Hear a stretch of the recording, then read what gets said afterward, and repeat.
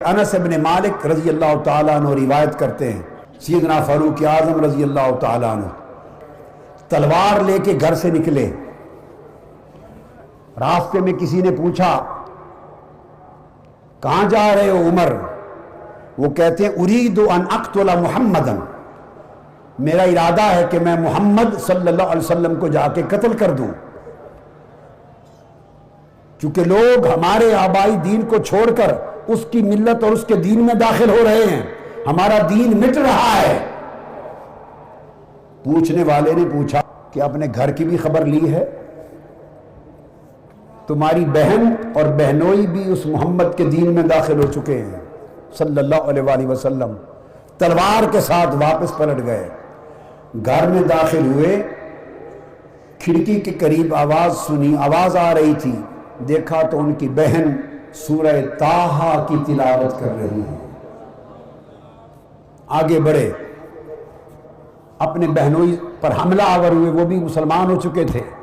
حملہ آور ہوئے تو آپ کی ہمشیرہ نے بڑھ کر دفاع کیا.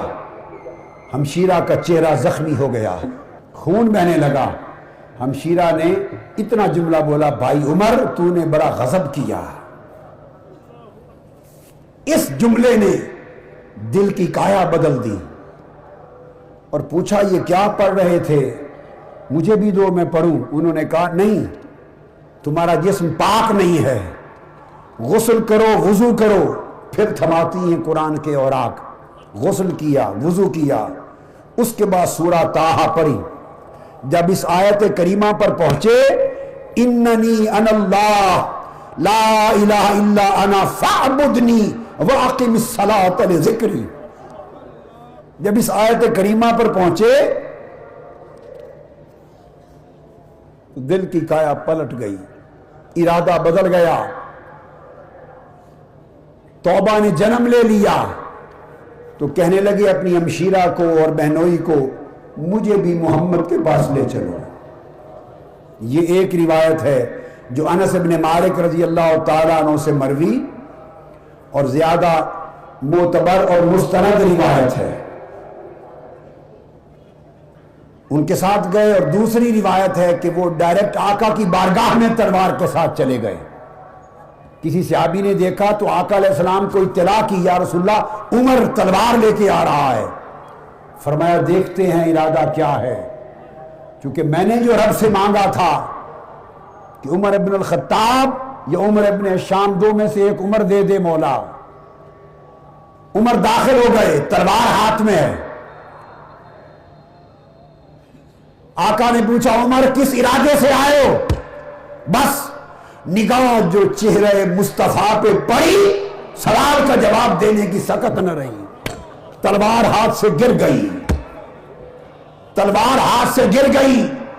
عرض کیا آقا آیا تو کسی اور ارادے سے تھا، آیا شکار کرنے تھا، لیکن چہرے نے خود شکار کر دیا ہے.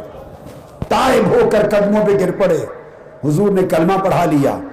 جب کلمہ پڑھا تو کہنے لگے کہ آقا اب کلمہ پڑھ لیا ہے میں نے، اب عبادت بیت ارکم میں نہیں ہوگی. اخرج یا رسول اللہ، اب عمر قربانی دینا چاہتا ہے، اب نکلیے سیرے کعبہ میں اور برسر عام اللہ کی توحید کا نعرہ بلند کیجئے. نتیجہ کیا ہوا؟ دیکھیے کہاں وہ غضب کی، عداوت کی کیفیت کہ تلوار لے کر شہید کرنے آئے ہیں، مگر جب توبہ ہوتی ہے تو وہ ارادہ شہادت، ارادہ قتل رکھنے والا عمر جب تائب ہو کر غلامی مصطفیٰ میں آتا ہے تو فرق نہیں رکھا جاتا. پھر اسی کے لیے کہا جاتا ہے کہ اب لو کان بعدی نبی لکان عمر، اگر میرے بعد کوئی نبی ہونا ہوتا تو وہ عمر ہوتا.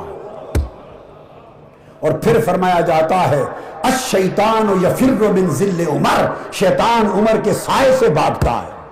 پھر فرمایا جاتا ہے الحق ینطق علی لسان عمر، رب بھی عمر کی زبان پر بولتا ہے. کہاں وہ زندگی ہے، کہاں یہ مرتبہ ہے، اور درمیان میں پل کیا ہے؟ وہ توبہ کی پل عبور کی ہے.